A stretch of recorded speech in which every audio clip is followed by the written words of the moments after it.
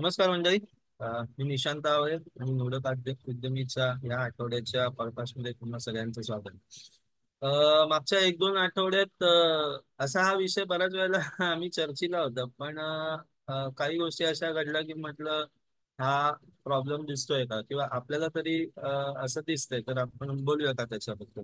विषय तसा आपल्या जमा खर्चाचा ताळेबंद किंवा अकाउंटिंग असा व्हेरी बेसिक आहे, पण त्याला बरेच कंगोर आहेत. म्हणजे चर्चा करताना असं जाणवलं की दोन्ही बाजू जाणवल्या की हे आपल्याकडे होत आलेलं आहे. म्हणजे अगदीच म्हणायचं तर उत्पन्न आणि खर्च याचा ताळमेळ आपल्याकडच्या भारतीय अशा परिप्रेक्षात म्हणतोय गृहिणी कायमच मांडत आलेले आहेत, आणि त्यातही त्या म्हणजे नवऱ्याने पैसे दिलेले त्या वाचवून त्या काय म्हणू शकतो डब्यात वगैरे लपवून ठेवणं, हे प्रकार आपण आपल्याकडे आपल्या आजी आजोबांनी वगैरे केलेले पाहिलेले.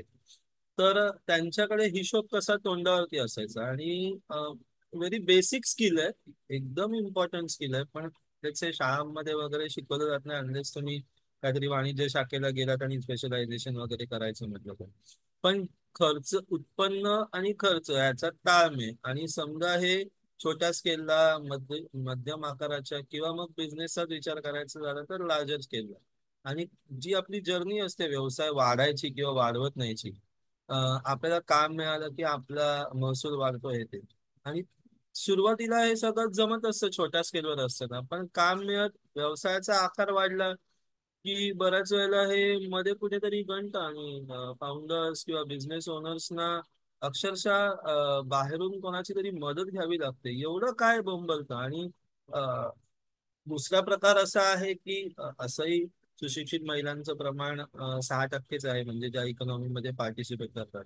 पण गृहिणी ज्यांना तितकंसं कधी असं कमर्शियल अँगलने म्हणतोय की आपण त्यांना सन्मान दिला नाही, त्या मात्र हा खर्चाचा ताळेबंद व्यवस्थित मांडतायत. अगदी कॅलेंडरवर लिहिलेलं प्रत्येकाच्या घरात असतं, दूधवाल्याचं बिल, हारवाल्याचं बिल वगैरे वगैरे.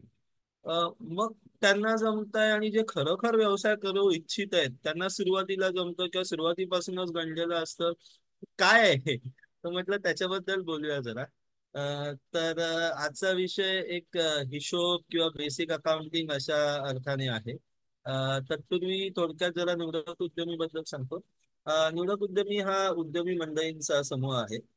व्यवसाय करणं उत्तरोत्तर सोपं होत जावं, आणि मराठी समाज जो व्यवसायात तितकासा अग्रेसर नाही, त्या मंडळींना एक व्यावसायिक ज्ञानाचा रिसोर्स उपलब्ध व्हावा. अर्थात ग्रुप काही फक्त मराठी लोकांसाठी आहे असं अजिबातच नाही. कुणी येऊ शकतं इथे. 11 डिसेंबर 2023 ला निवडकला 4 वर्ष पूर्ण झाली. आम्ही वेगवेगळ्या प्लॅटफॉर्म थ्रू मेंबर मंडळी भेटत असतो. पूर्वी एक आठवड्याची मीटिंग व्हायची, पण बऱ्याच जणांना वेळेअभावी, कारण कोरोना नंतर सगळ्यांनाच कामं वाढल्यानंतर ते जमेन असं झालं, म्हणून त्या मीटिंगना कन्वर्ट करून आम्ही पॉडकास्ट असा प्रकार केलाय की जो रेकॉर्ड केल्यामुळे कोणीही कधी ऐकू शकतो, आणि ऑडियन्ससाठी ते सोयीस्कर आहे. वेगवेगळे प्लॅटफॉर्म्स आहेत निवडकचे. तुम्ही फेसबुक वरती आमच्या येऊ शकता, विनामूल्य आहे. आमचा एक स्पेशल ब्लॉग आहे जिथे तुम्ही व्यक्त होऊ शकता अगदी कुठल्याही विषयावरती. आणि व्हॉट्सअपवरती जिथे आम्ही सतत एकमेकांच्या संपर्कात असतो. या व्हॉट्सअप ग्रुपची मात्र एक वार्षिक नाममात्र 3,540 रुपये फी आहे. निवडक उद्यमी मंडळी आहेत, त्यामुळे उद्यमी मंडळींचा सहवास हवा असेल तर तुम्ही निवडकला कन्सिडर करू शकता. काही सुरुवातीच्या काही थोडक्यात बाबींची पूर्तता केल्यानंतर तुम्हाला सभासद होता येतं. तुम्ही मला किंवा समिती सरांना संपर्क साधू शकता. तर आजच्या विषयाकडे वळूया. सर, आपण बरेच दिवस या विषयावरती आणून आणून बोलत होतो, पण हा एवढा कळीचा मुद्दा असेल आणि त्याच्याबद्दल बोलणं अपेक्षित आहे, तर प्लीज. थँक्यू. एक दोन तीन फक्त निवडकच्या विषयी अजून एक दोन तीन सांगतो हा. की प्रत्येकाला व्हॉट्सअप ग्रुप जॉईन झाला की भरपूर प्रमोशन करा मिळावं असं हे कुठनं संकल्पना रुजली आहे माहिती नाही आपल्याला. कारण ही संकल्पना आम्ही याच्या विरुद्ध छेद देऊन काम करतोय. तुम्हाला जर तुमच्या प्रॉडक्टबद्दल बोलायचं असेल तर फेसबुकचा आमचा एक ग्रुप आहे, तिथे तुम्ही पोस्ट करू शकता. तो मोफत ग्रुप आहे. आणि व्हॉट्सअपच्या या ग्रुपवरती आम्ही सकस चर्चा करतो, म्हणजे शिकणे याच्यासाठीच आहे. त्यामुळे इथे कमी बडबड कमी केली जाते. परंतु हे जे विषय बोलले जातात त्याच्यानंतर त्याच्या मागे बोललं जातं किंवा आधी बोललं जातं त्याच्याबद्दल चर्चा होते. ही चर्चा लोकांमध्ये न करता आम्ही व्हॉट्सअप ग्रुपवरती मर्यादित ठेवली. तर त्याच्यात तुम्ही जरूर या आणि यातनं आपलं प्रबोधन होतं, उद्बोधन होतं, काय म्हणायचं ते म्हणा त्याला, असं म्हणजे मी तरी मानतो याला. त्याकरताच आम्ही थोडासा हा निश ग्रुप ठेवलेला आहे असं. तर आता विषयाला तू म्हणतोय त्याप्रमाणे की खरंच कसं काय म्हणजे इव्हन माझ्यातनं सुद्धा कसं काय मिसआउट झालं हिशोबाचं बाण मला नाही माहिती आहे. सगळं उद्योजकता सगळं केलं मी, डेअर डेव्हिड वगैरे, मेंटर झालो मी, हे झालो ते झालो सगळं झालं. पण हिशोबाचं जे भान होतं ते मला आता एवढं उशिरा आलंय की मला म्हणजे इन्व्हेस्टमेंट पण नाही म्हणत मी आता. निशांत नेहमी म्हणतो की इन्व्हेस्टमेंट रूल ऑफ 72 हे पण जरा थोडंसं लांबचंच झालं. मी तर म्हणतो बेसिक हिशोब म्हणजे जमा खर्च आपले लिहिणं आणि आपण खूप सोप्या पद्धतीने रोजच्या रोज का आपण याला महत्व देत नाही, विकली का करतो accounting, I really don't know. त्यामुळे मी आता खूप डोळ्यात तेल घालून रोजचा अगदी बारीक सारीक खर्च सुद्धा त्याला लेबल लावून लिहायला सुरुवात केली. म्हणजे लेबल लावून म्हणजे कसं की समजा अगदी दुधाचं वरती खर्च केले पैसे पर्सनल, तर मी त्याच्यावर सुद्धा लिहिलं की पर्सनल आणि अं, घर खर्च निदान, मी दूध लिहित नाही त्याच्यात समजा, पण घर खर्च एवढं तरी अकाउंटमध्ये यावं. किंवा ट्रॅव्हलला गेलो तर समजा माझे 4 प्रकारचे व्यवसाय आहेत, कॅश फ्लो आहेत. कॅश फ्लो म्हणजे काय की वेगवेगळ्या प्रकारचे उत्पन्नाचे स्त्रोत असं आपण म्हणूया, आणि त्याच्यासाठी केलेले प्रयत्न. तर मी समजा एक मेंटरिंग करतो मी, तर मेंटरिंगसाठी मी प्रामुख्याने सॅटर्डे क्लबमधनं प्रयत्न करतो किंवा नेटवर्कमधनं प्रयत्न करतो. तर मी जर मीटिंगला गेलो असेल सॅटर्डे क्लबच्या, तर मी त्याच्यावरती लिहायला सुरुवात केली हल्ली की ट्रॅव्हल फॉर सॅटर्डे क्लब, म्हणजे मला नंतर तो मांडताना खर्च त्याच्या अंडर मांडता येईल असं मी सुरुवात केली करायला. त्याचा फायदा असा होतो की दर 3 महिन्याला असा आढावा घेतो मी आणि त्याच्यातनं किती माझा खर्च झालाय आणि याला एक पिरियड देतो आपण, हा याच्यावरती किती खर्च करायचा आणि यातनं किती पैसे मिळालेत मला, म्हणजे त्या उत्पन्न स्रोतासाठी जी केलेली मेहनत आहे त्यातनं किती पैसे मिळाले. आणि व्यवसाय हा असतो ना, व्यवसाय हा नोकरीसारखा नाही आहे.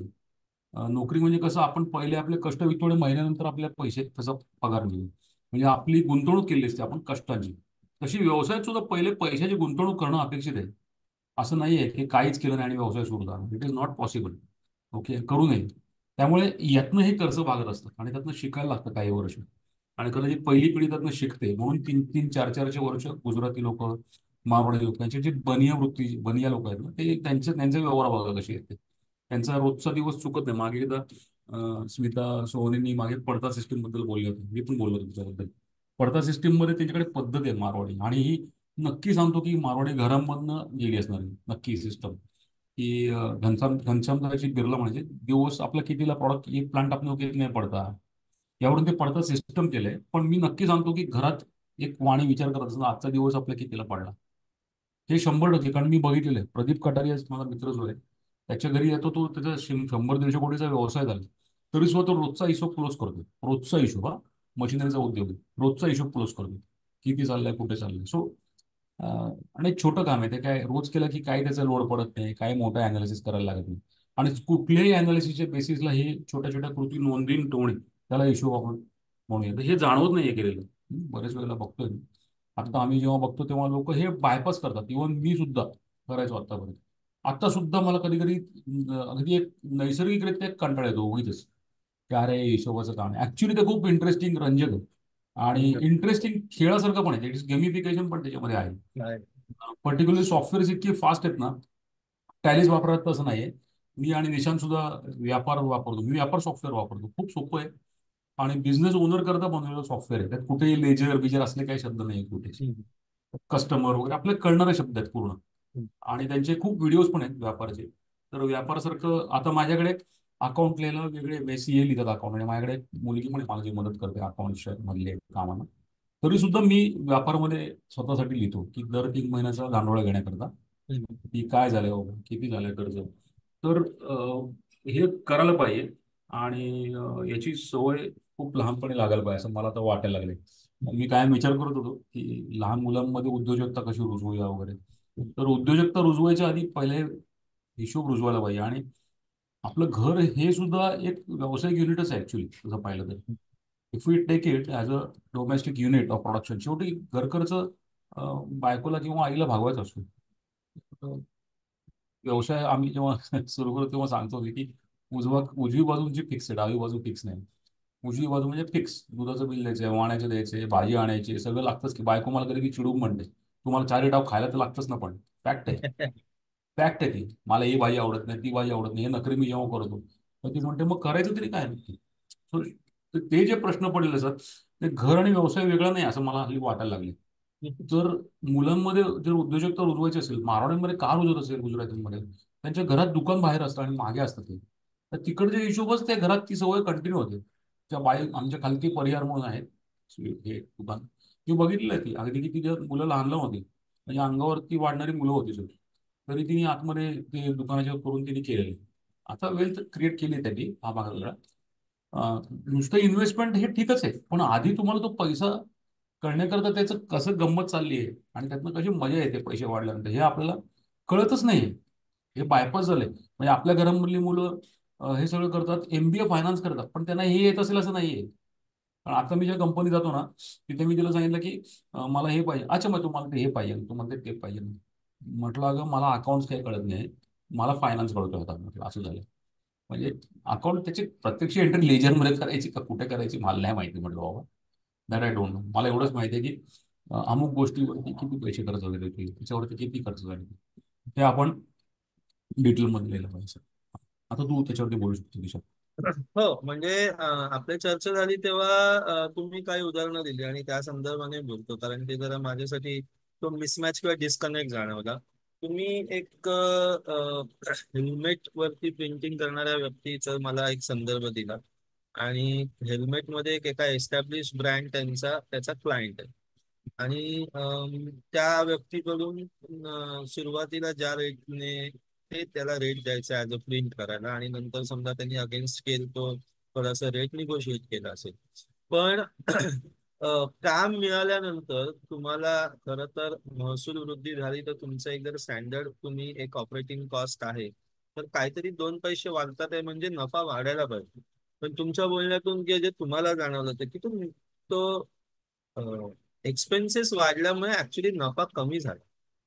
आता तुम्हाला काम मिळालं, प्रत्येक जण माणूस म्हणतो व्यवसाय सक्सेसफुल झाला म्हणजे काय झालं, तर तुम्हाला अधिकाधिक काम मिळत गेलं, तुमची काहीतरी एक तुमच्या कॉस्ट ऑफ कॅपिटल पेक्षा तुमचं अर्निंग जास्त आहे आणि मधला जो मार्जिन आहे तो तुमचा नफा आहे तो वाढतोय. हे एवढं सोपं आहे, पण त्या व्यक्तीचं काम मिळाल्यानंतर एक्सपेन्स वाढत गेले. महत्वाचं म्हणजे की हे एक्सपेन्स आपल्या खर्चापेक्षा पण कदाचित जास्त होतील किंवा खर्च एवढेच होतील, म्हणजे आपण काम करून काही नफा मिळवत नाहीये हे त्या व्यक्तीला उमगलं कसं. आणि हे असं नाही, पण म्हणजे त्याच्यासाठी टिपिकली मारवाडीच असायला पाहिजे असं नाही, पण हे फारच विचित्र उदाहरण वाटलेलं मला तेव्हा की अरे प्रॉफिट आपला इटअप होतोय किंवा प्रॉफिट आपला खाल्ला जातोय हे त्या व्यक्तीला समजून नये आणि मे बी सीझन्ड बिझनेसमॅन असेल. आणि मग तुम्ही अजून एक उदाहरण पण दिलं होतं तर मी म्हटलं अरे एवढं कसं काय गणतंय आणि ह्याच्यासाठी काय म्हणजे काय केलं तर आपण म्हणजे सुरुवातीला आपण काय म्हणतो की काहीतरी प्रॉब्लेम आहे हे आधी ऍक्सेप्ट तरी करायला पाहिजे की मग त्याच्यानंतर समजा त्याच्या सोल्युशनची पायरी सुरू होते असं. तर ते मला फार जरा हे वाटलं होतं. तर असे कदाचित असतील बरेचसे जण की त्यांना तो खर्च ते मे बी काम मिळतंय म्हणून हवत जात असतील, पण त्याच्यामुळे आपल्याला महिनाकाठी पैसे मिळणार आहेत की नाही हे आयडेंटिफाय करायचं जर नॅक नसेल तर ते डिफिकल्ट आहे. आणि मग ह्यांना आता वेचून वेचून समजवायचं शिकवायचं कसं, कारण ह्याच्यात मला मला आता खरंच वाटतंय की शिकण्यासारखं शिकवण्यासारखं असं काहीच नाहीये. मग असं की काम खूप जास्त मिळालं म्हणून माणूस वावत जातोय का आणि त्याचं ह्याच्याकडचं लक्ष सुटतंय. आणि मोठं काम असेल ना, म्हणजे समजा जर मी माझ्या वडिलांबरोबर कामाला सुरुवात केली तेव्हा लेबर जॉब या प्रकारामध्ये मी काम करत होतो, तिथे मला माहिती आहे हे असे गोंधळ उडतात. मला एक काम आलं होतं चॉईस पिल्सच्या 3 लाख पाऊच छोटे बनवायचे होते. एका पाऊचची किंमत 3 रुपये आणि लेबर वर्क होतं 1 रुपया 75 पैसे असं. आणि मी आपला माझा प्रोडक्शनच्या हिशोबाने माझ्या टाइमचा एक्सपेन्स काढला आणि मी म्हटलं 1 रुपया लेबर वरती करून दे. तर तो घेऊन आलेला काम तो म्हणतो अरे तो गणेश 75 पैसे बनवतोय, तो इम्रान 60 पैसे बनवतोय. मी म्हटलं बाबा मी माझा खर्च काढला मला नाही ह्याच्यात परवडणार.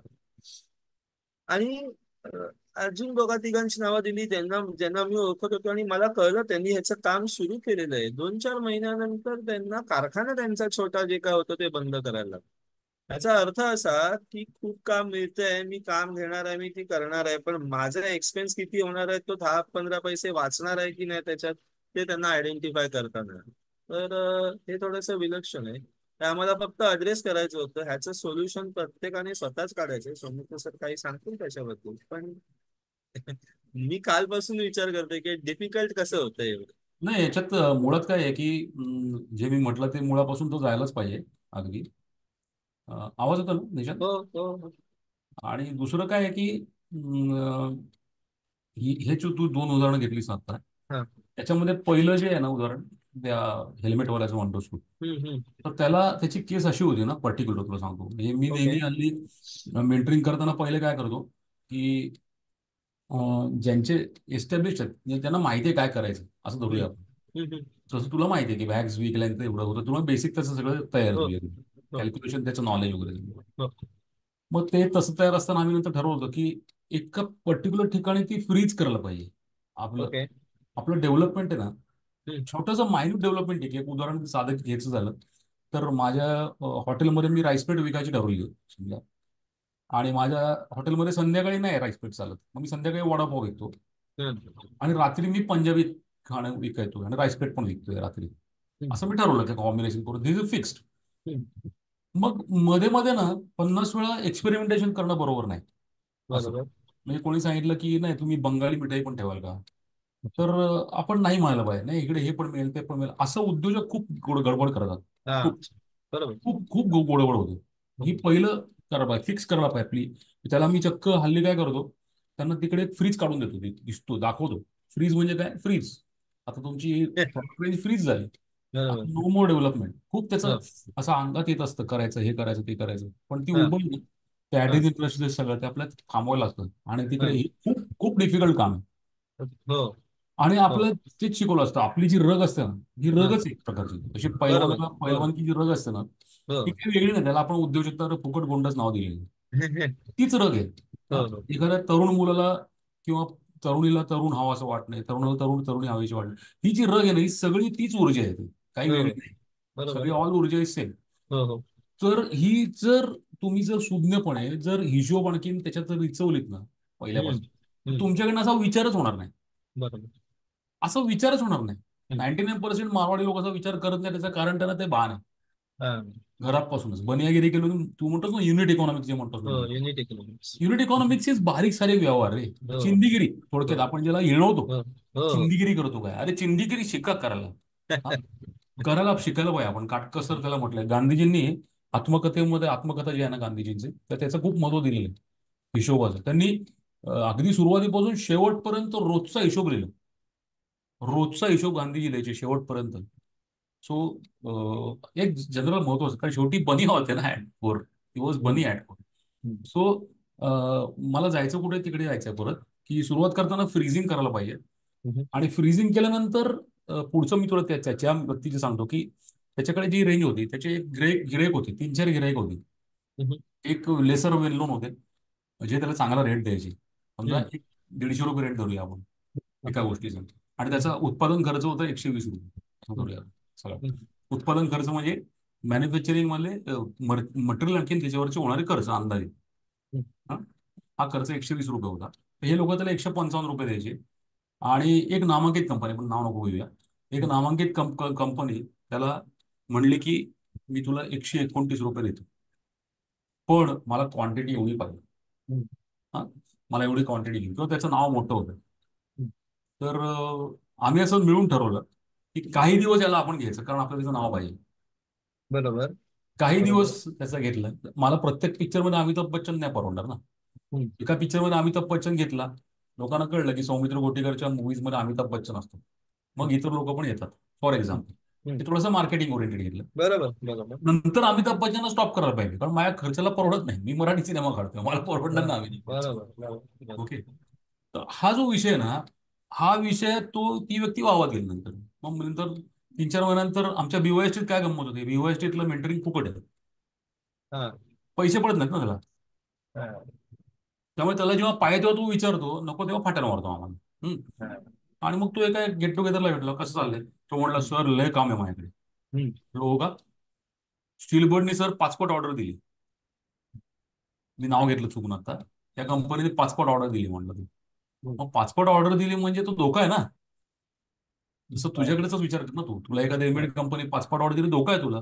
कारण त्याच्यात तुला परवडणार नाही. आणि ऍक्च्युली तसंच व्हायला लागलं त्याचं, की हे सगळं होतं सर, तर पैसे पुरत नाहीत. म्हटलं पुरणारच नाहीत तुला पैसे. कारण त्याचा जो कॅश फ्लो मध्ये रेव्हेन्यू फ्लो आहे, तो पण 5% ठरवतो करायचे वर्षभरात. म्हणजे तू वेळेवर त्यांना सांगायचं की हे माझ्याकडे शक्य नाही, हे माझ्याकडे शक्य आहे. आता हे सांगत का नाही, तर तू मागे एकदा एक पॉडकास्ट घेतला होतास आपण, डिलेड ग्रॅटिफिकेशन. आपण खालती त्याची लिंक देऊया, तर लोकांनी जरूर पाहावा. डिलेड ग्रॅटिफिकेशन म्हणजे काय आहे, की ठरवून आपण ही आलेली उबळ ही थोडीशा विलंबित करता आली आपल्याला. शास्त्रीय संगीतात कमावतात. दोन प्रकार. शास्त्रीय संगीत असताना एखादं गाणं असं दोन भागात विभागलेलं असतं. पहिलं विलंबित असतो, विलंबित तुम्ही ऐकून बघा कधी. विलंबित म्हणजे स्लो म्हटलेलं असतं आणि पुढे द्रुत असतं. तर तो विलंबित आहे ना, विलंबित जास्ती वेळ असतं बरं का. टोटल समजा अर्ध्या तासाचं गाणं असेल तर विलंबित जवळपास 23-24 मिनिटं असतं. आणि द्रुत फक्त उरले 5-7 मिनिटं असतं. ते द्रुत ग्रिप करतं, पण त्या विलंबितला खूप महत्व आहे. त्याने ती बैठक बनते. असंच बैठक. आहे. म्हणजे आपलं अटेन्शन आहे ते आपण विलंबित करायला हवं. तर ते डिलेड ग्रॅटिफिकेशन पण बघा. आणि दुसरं आपण अजून एक घेतलं होतं की एबिटा. एबिटाचं जर भान असेल तुम्हाला, एबिटा म्हणजे खरा खरा नफा, म्हणजे ऑपरेशनल प्रॉफिट. तुम्ही काम केल्यानंतर झालेला नफा, धंद्यात असलेला नफा नाही, मार्जिन नाही. मार्जिन म्हणजे काय, त्याच्यात असली टक्केवारी, नफ्याची टक्केवारी मिळू शकणारी. म्हणजे निशांच्या बॅग समजा 3,000 रुपयाला विकतोय, तर त्याची 2,000ला बनते समजा, आणतो. म्हणजे 1,000 रुपये त्यात मार्जिन आहे. पण त्याचा महिन्याचा खर्च भागडून घालून तो उरेल, तो त्याचा प्रॉफिट ना. तो ऑपरेटिंग प्रॉफिट आहे. तर त्याच्यावर सुद्धा आपण एक एबिटावरती खास घेतलेलं आहे, तर ते पण तुम्ही बघा. याचा संबंध कुठे आला, की आता मी तुम्हाला गेले आपण एक्झॅक्टली एबिटाच्या वेळी घेतलं होतं उदाहरण उद्योजकाचं, की मार्जिन 40% धंद्यामध्ये, हे खुश होतं 40% मार्जिन. 1,00,000 रुपयाचा विकला माल, आपल्याकडे 60 रुपयाला, तर आपण 100 रुपये होतो. 40% मार्जिनचा धंदा आहे मजबूत. म्हणजे आम्ही ऍक्च्युली 3 महिन्याचा, 6 महिन्याचा, 1 वर्षाचा हिशोब काढला, तर खात्यात पैसे राहतात फक्त 7%, 7%. म्हणजे 33% लिकेज. मग हे कुठे लिकेज आहे, आम्ही त्याचा परत प्रवास सुरू केला. आणि आता सांगतो तुम्हाला की त्याच कंपनीचं असं झालं आता, की त्यांच्याकडे 12, मी कालच नाही निशांतला, 11 कर्मचारी होते. तर ते कर्मचारी त्यांचे 3च राहिले होते. त्यांना जरा दुःख होतं. मी त्यांना म्हटलं दुःख झालं ठीक आहे तुम्हाला, 3च राहिले लोक, वाईट वाटतं, हा इमोशनल भाग आहे. ओके, दुःख वाटतंय, दुःख वाटतंय, पण फॅक्ट काय आहे, की सेल जो आहे, तो सेल 25 लाख होता, तो 47 लाख रुपये झाला महिना आता. आणि मार्जिन वाढले कारण खर्च कमी झाला. आणि हे मार्जिन वाढलं ते कबूल करत नाहीये, कारण मला फिगर दाखवत नाहीत. पण करणाऱ्या खर्चावरनं कळतं की आपल्याला, गाडी घेतली, घोडा घेतला, येऊ घेतलं, तेव्हा घेतला, आता इझिली खर्च करतात, त्यावर लगेच कळतं आपल्याला. So this is what I mean, की हे आपले बेसिक हे सगळं जे आहे ना, हे आपल्याला या 2-3 गोष्टी खूप आवश्यक आहेत. आणि पुढे आलेले पैसे, निशांनी सांगितलं ते तिसरं सांगतो, की गुंतवणूक करणे पुढे आलेला पैसा पटकन, म्हणजे येडेचाळे सुचत नाहीत हे करणं. ते लॉंग लॉंग तुम्ही जर पैसे लावलेत तर तुमचा तिथेच कॅश फ्लो राहील आणि धंद्यातलं भांडवल वाढत जाईल. असं हे बेसिक आपण जरा थोडस ह्याच्यावरती बोललो असं मला वाटतं. What if you feel you want to on. हो म्हणजे आपण. हा, बरोबर. एक हे अकाउंटिंग हा विषय ना, खरं तर बऱ्याच गोष्टींच्या मुळाशी जातो. आणि ती एक काय एक फिलॉसॉफी आहे, अॅनॉलॉजी आहे. तुम्हाला ते डोक्यात माहित असलं पाहिजे. म्हणजे आता इन्व्हेस्टमेंट बद्दल जर म्हणायचं तर मला माहिती आहे की मी माझ्या उत्पन्नाच्या, आणि हे गेले 17-18 वर्ष आहे, की 60% रक्कम मी गुंतवतोय, ती माझ्या मी रोजच्या जमा खर्चामध्ये धरलेलीच नाही. म्हणजे ह्याच्यातून मला घर खर्च वजा करायचा आहे, मुलाची फी द्यायची, जेवायला बाहेर जायचंय, चित्रपट पाहायचं, ते त्याच्या वर आहे ते सगळं. म्हणजे मीच स्वतः माझ्या उत्पन्नामध्ये ते लेअरिंग केलेलं आहे, की अगदीच कोरोना सारख्या पिरियड मध्ये पण मी त्या पैशाला हात लावला नाही सक्सेसफुली. आणि त्याच्यासाठी बाकीची बंधनं घालून घेतली वगैरे, आणि त्याचे फायदे मला दिसले. तर हे लेअरिंग आहे. म्हणून मी म्हणतो की ही अनालॉजी आहे, ही आपल्या डोक्यात पाहिजे. तुम्ही लिहा, त्याच्याने तुम्हाला रोजची आकडेमोड समजेल. पण आपला खर्च ओव्हरबोर्ड जातो हे आपल्याला दिसतं ना. म्हणजे तुम्ही जर दर महिना काय करत असाल त्या हिशोबाने, तर ते लेअरिंग करता यायला पाहिजे. की मी काही झालं तरी आता, आणि त्याचं सोपं म्हणजे गुंतवणुकीच्या वेळी मला जेव्हा बरेच जण 40 नंतरचे विचारतात की अरे आता आमच्याकडे तेवढा अवधी उरला नाही वगैरे, तर मी म्हटलंय बघा, जोपर्यंत तुम्हाला ह्या गोष्टींबद्दल माहितीच नव्हतं की कसं काम करतं, तोपर्यंत तर म्हटलं की चूक म्हणू शकतो.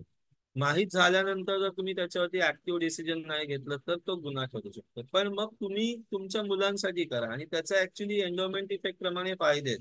मुलांसाठी एखादी गुंतवणूक जेव्हा तुम्ही त्याला नाव देता की हे मी माझ्या मुलासाठी करतो आणि मी इथे थांबणार आहे हे ग्रो व्हायला, तेव्हा ऑटोमॅटिकली तुमच्याकडे एक टॅब येतो त्याला की अरे हे मुलासाठी करतोय मी, आता माझे कुठलेही इथे शॉर्ट सेल करता कामा नये किंवा त्या अर्जला बळी पडता कामा नये. तर तसं तुम्ही लेबलिंग करू शकता, त्याचे फायदे असतात. टिपिकली अकाउंटिंग वगैरे आता मी सर ऑक्टोबर 2013 पहिल्यांदा मी रिच डॅड पुअर डॅड वाचलो. आणि 2 महिन्यानंतर 1 जानेवारी 2014 माझ्या ऑफिसचे जवळचे 4 मित्र होते, त्यांना मी घरी बोलवून त्यांना थोडस एक एक विचार एक बैठक सांगितली की आपण जरा आपले पैसे जे मॅनेज करतो ना ते फार चुकीच्या पद्धतीने आहे. आणि टिपिकली काही ज्या गोष्टी त्याच्यामध्ये ज्या इटर्नल आहेत, असेट आणि लायबिलिटी मधला फरक वगैरे, आणि तो मी तेव्हापासून पाहतोय. माझ्याकडे पैसे असून मी घर घेत नाहीये, त्याचं कारण हे आहे की ते कर्जाऊ घर ही तुमची ऍक्च्युली लायबिलिटी असते. तुम्ही असेट बँकेसाठी विकत घेत असता, कारण बँकेला तुम्ही जर 3 महिने जर डिफॉल्ट झाला तर ते घर विकून पैसे वसूल करायचा अधिकार असतो. म्हणजे तो बँकेला व्याजरूपी उत्पन्न मिळतंय, तो बँकेचा असेट झाला. तुम्हाला ईएमआय रूपी लायबिलिटी तुम्ही विकत घेतली आहे, 240 महिने भरल्यानंतर ती ओनरशिप तुमच्याकडे ट्रान्सफर होणार आहे. हे एवढे फंडामेंटल माइंडसेट त्याने, म्हणजे ना हे पुस्तक मी मराठी आणि इंग्रजी दोन्हीत वाचलंय सर. एवढं सोप्या इंग्रजी भाषेत ना कोणी सांगितलेलं फायनान्स हा विषय मला आठवत नाही असं. तर ते तेव्हापासून आहे. तर त्या रिचर्ड पुअर किंवा रॉबर्ट कियोसाकीचा उल्लेख इथे करायचा, त्याने हा मुद्दामून अकाउंटिंग मध्ये लोक गोंधळ घालतात म्हणून आपल्या ठिकाणी भारतात म्हणूया आपण व्यापार हा जो खेळ खेळायचो तसा त्याचा एक कॅश फ्लो नावाचा खेळ आहे. आणि आपल्याला पैसे मिळाले की आपण काहीतरी गेटवे ऑफ इंडियाच्या इकडे आपण मग त्याला आपण काहीतरी विकत घेतलं तिथे असे ते आपण छोटा तो ट्रेड करायचो आपापसात. त्याच्यात त्याने एक उदाहरण दिलंय, एका बाईला ते तिचं थोडस लक त्यावेळेला असं तिच्याकडे पैसे येतात, ती यॉट विकत घेते. आणि नंतर त्या अख्ख्या खेळामध्ये हळूहळू तिची पोझिशन वीक झाल्यामुळे, कारण तिच्याकडे पैसे नाहीत, ती शेवटाला हरते. आणि ते एक वाक्य ऑक्टोबर 2013 माझ्या डोक्यात लक्षात राहिलेलं आहे की that yacht was eating her alive.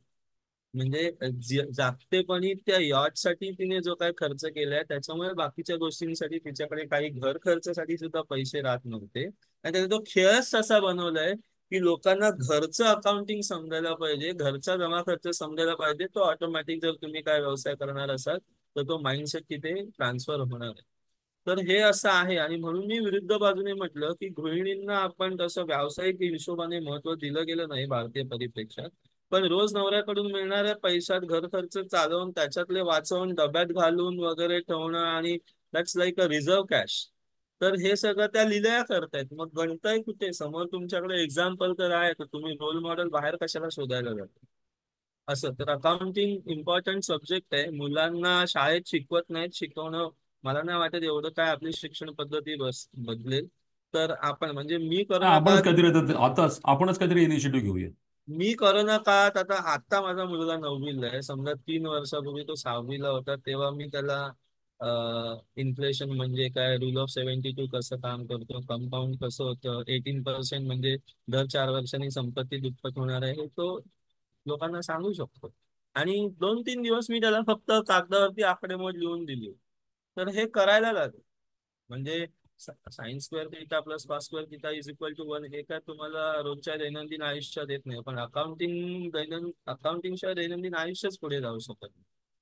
तो हळूहळू मोठा होत होता तेव्हा अबॅकस शिकत होता, पण मी मुद्दामून त्याला ऑड नंबरचे पैसे हातात द्यायचो आणि सांगायचो आता खालून घेऊन ये अमुक एक वस्तू, आणि ह्याचे किती झाले, त्याचे किती झाले, किती रुपये तुला दिलेले, किती एकूण खर्च झाले तू मला सांग. तर त्या मोड मध्ये ढकलायला लागेल. आकडेमोड तर पदापदावरती करायला लागते, तर ते गोंधळून चालायचं नाही. असं.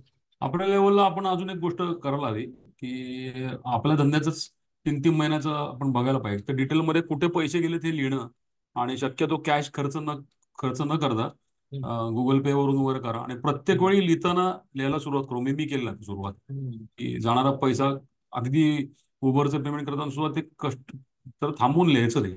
हो. असं सुरू केलं आणि आता मी विचार करतो की रोजचा जर करता आला बँक हम्म, स्टेटमेंट रोजचा काढायला लागेल बाकी काय अजून. हम्म, हम्म. पण त्याचं काढता आलं आणि त्याच्यावर लिहून टाकता आलं रकाना टाकून तर ते एकदम भारी होईल.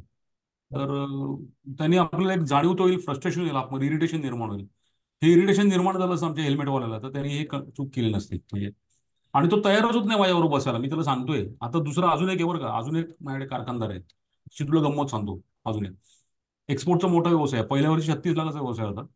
दुसऱ्या वर्षी 1.5 कोटी झाला. आता म्हणतो 2.5 कोटीचा व्यवसाय झालाय. तर मी म्हटलं तुझं बॅलन्स शीट पाहिजे ना मला बघायला, मी तुझा मेंटर आहे ना, मला ते पहिलं बघायचं तुझं. हम्म. तर ते केलं पाहिलं तर तर असं दिसतंय की ज्या त्याला एक्सपोर्टच्या ऑर्डर लागतात ना त्याच्यामध्ये खूप प्रॉफिट कमी आहे त्याला. आणि हा उड्या मारतोय एक्सपोर्ट झाला एक्सपोर्ट झाला. अरे म्हटलं तुझ्या वर्षाचा जो प्रॉफिट आहे ना, समजा तुझ्या वर्षाला 20 लाख रुपये प्रॉफिट झाला, ते 20 लाखातला निम्म्यापेक्षा जास्ती प्रॉफिट तुझ्या डोमेस्टिक ऑर्डरने गेला तुझ्या. आणि डोमेस्टिक ऑर्डरचं प्रमाण फक्त 20% आहे, which is very easy for you to get it. आणि 80% एक्सपोर्टचे ऑर्डर आहे, त्यांनी सगळं मिळून सुद्धा 30-40% दिलेले नाहीत तुला. मग हा व्यवहार फायद्याचा काय तोटाचा आहे. हा जेव्हा नक्कीच. ऑपरेटिंग प्रॉफिट काढू एबिटा तेव्हा आपल्याला कळेल. असंच So, म्हणजे थोडं मधल्या काही पायऱ्या गाळल्यासारखं होईल. पण रिसेंटली एक पॉडकास्ट ऐकत होतो मी, शंतनू देशपांडे म्हणून, त्याचं द बार्बर शॉप. एक व्यक्ती होती, म्हणजे पहिल्यांदा त्यांनी 3-4 व्यक्तींना एका वेळी एका पॉडकास्टला बोलवलं होतं. फूड बिझनेसचं भारतातलं भवितव्य काय आणि हे त्यानं ती मंडळी एवढी, म्हणजे शशांक मेहता म्हणतो एवढं एका मुद्द्यावरती 2-3 मिनिटं बोलला. 40% ग्रॉस मार्जिन असणाऱ्या लोकांनी FMCG बिझनेस मध्ये येऊ नये असं एक त्याने पहिलं तर एक जनरल स्टेटमेंट केलं. आणि त्याने त्याची कारणं सांगितली की 40% ग्रॉस मार्जिन तुमचं नेट काय बसेल, त्याच्यानंतर 5-10% तर तुमची मार्केटिंग कॉस्ट असेल, 5-10% तुमचं ऑपरेशनल एक्सपेन्सेस असतील. तुमचं नेट प्रॉफिट जर 7 आणि 8% बसेल आणि तुम्ही काही कोटीचा धंदा करणार आहात तर तुम्ही हे क्षेत्रच निवडू नका. कारण FMCG व्हॉल्युमचा धंदा आहे, मार्जिन कमी असतं, आता आपल्या सगळ्यांना माहिती आहे. आणि मी म्हटलं हा एवढं सगळं सार ह्यांना 2 मिनिटात मांडायची अक्कल येते कुठून? म्हणजे आपण आता जे बोलतोय त्याचं एंड स्टोरी त्याने त्या 2 मिनिटात सांगितली तिकडे, मी तुम्हाला शेअर केलंय. तर हे शिकायला पाहिजे, हे शिकायला ग्रेट. आणि याच्या जोडीने पाहिजे. थोडंसं छोटं छोटं आपण तर म्हणजे उद्योजकांच्या दृष्टीने बोलतोय की स्टेटमेंट आता 3 महिने झाले दादा. प्रत्येक तिमाहीला स्टेटमेंट डोळ्याला घालायला तर सुरुवात करूया. एकदा बरं. डोळ्याला घालायला सुरुवात केली की त्याचे अर्थ काय जाणून घ्यायची होते. या संदर्भात एक संधी आज दुपारी आहे अशी मी आज आमच्या निवडक हो, तुम्ही शेअर शेअर केली केलं. मी लिंक हो, की स्टेटमेंट्सचं महत्व काय ते वाचायचे कसे. बरोबर. थोडंसं 1 तासाचं फ्री आहे सगळ्यांना विनामूल्य. तर ते जरूर बघा. तुम्हाला हे जरूर वाचता येईल. थोडा आवाज आणि जातोय दॅट्स सर. टायमिंग थांबूया आता हो, इथे. काही दिवसामध्ये आपले स्मिता सो आहेत त्या फायनान्शियल एज्युकेशनमध्ये हो, जरा चांगल्यापैकी एज्युकेशन करत असतात. हो. तर त्यांना हरकत नाही. परत आपण हा विषय घेऊया ना कधीतरी, ह्याच्यावरती अजून पुढे नेक्स्ट स्टेप काय करू. आमचं नेट आहे ना ते हमखास झूम चालू असताना एकदा जातं. असा माझा अनुभव आहे. असो. तर हो. स्मिता सोहोनी काही दिवसांमध्ये हे एक आपल्याकडे घेणार आहेत हम्म, की त्या स्वतः ऍक्च्युली गृहिणींसाठी घेतात. तर हम्म. आता त्यांच्याकडे काही पाहुणे आहेत त्यामुळे त्या आता घेऊ शकल्या नाहीत. पण 3 तारखेनंतर त्या घेणार आहेत एक पॉडकास्ट आपला की बरोबर. हिशोब कशी ठेवूया, उद्योजकांनी कसे हिशोब ठेवायचे. आणि जर ते अजून व्यवस्थित मुद्देसूद सांगू शकले तर अजून चांगलं, काही प्रश्न नाही. काहीतरी हो, नवीन गोष्टी आपल्या अजून शिकायला मिळतील. हो. येस. मोस्टली स्मिता त्यांच्याशी मॅडम कडून ते अपेक्षितच निशांत आहे. बोलून घेतील. निशांत तू बोलून घे त्यांच्याशी बोलतो. आणि त्यांना विचार कधी आपल्याला ते करायचंय. हो. आणि अजून एक पॉडकास्ट आहे ते अँथनी सरांशी पण बोललोय मी हा. की आपण एक विषयावरती बोललो होतो. तर त्याच्याविषयी सुद्धा आपण घ्यायचंय. तर I think we should end now. हो, आणि हो. तर जरूर फेसबुकवर ग्रुपवर जा. आता फेसबुकवरती पण थोडीशी आम्ही ऍक्टिव्हिटी सुरू केली आहे, म्हणजे अगदी काय हो, भयंकर नाही. हो, हो. परंतु लोकांना माहिती व्हावं याच्याकरता तुम्हाला जर हो. पाहायला मिळालं तर जरूर जॉईन व्हा. Thank you. Okay. Thank you. Yes. Thank you.